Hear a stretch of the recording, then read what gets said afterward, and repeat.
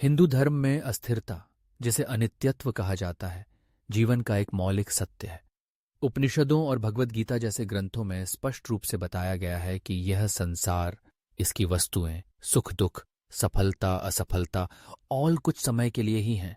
हर चीज परिवर्तनशील है, हर क्षण बीत रहा है, और कोई भी अनुभव या परिस्थिति सदा के लिए नहीं रहती। इसी अस्थिरता को समझना, यानी यह जानना कि जीवन में जो कुछ भी हमें प्राप्त होता है वह स्थायी नहीं है, हमें सच्चे सुख की ओर ले जा सकता है। हिंदू विचारधारा यह सिखाती है कि जो चीजें बदलती हैं उन पर अपनी खुशी आधारित करना हमेशा दुख का कारण बनता है। जब हम बाहरी वस्तुओं, संबंधों या उपलब्धियों से अपनी खुशी जोड़ते हैं तो वे जब बदलती हैं या छिन जाती हैं तो हमें पीड़ा होती है।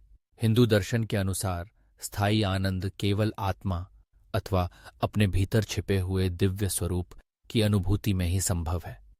जब हम ये पहचान लेते हैं कि हमारी असली पहचान शरीर, नाम या स्थिति नहीं बल्कि शुद्ध चेतना या आत्मा है, तब हम स्थायी शांति और आनंद का अनुभव कर सकते हैं।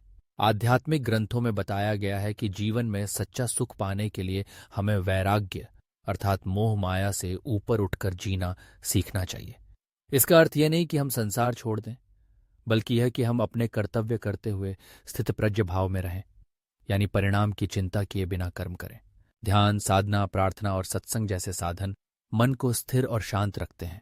ये हमें अपनी भीतरी शक्ति और शांति से जोड़ते हैं। प्रकृति की सुंदरता में, सेवा में और हर परिस्थिति में ईश्वर का अंश देखने की आदत हमें हर क्षण में आनंद खोजने में मदद करती है। इस प्रकार हिंदू धर्म हमें सिखाता है कि अस्थिरता को स्वीकार करें, अपने भीतर झांकें और जीवन के हर क्षण, हर अनुभव में आनंद ढूंढना सीखें। यही वास्तविक संतोष और सुख का मार्ग है।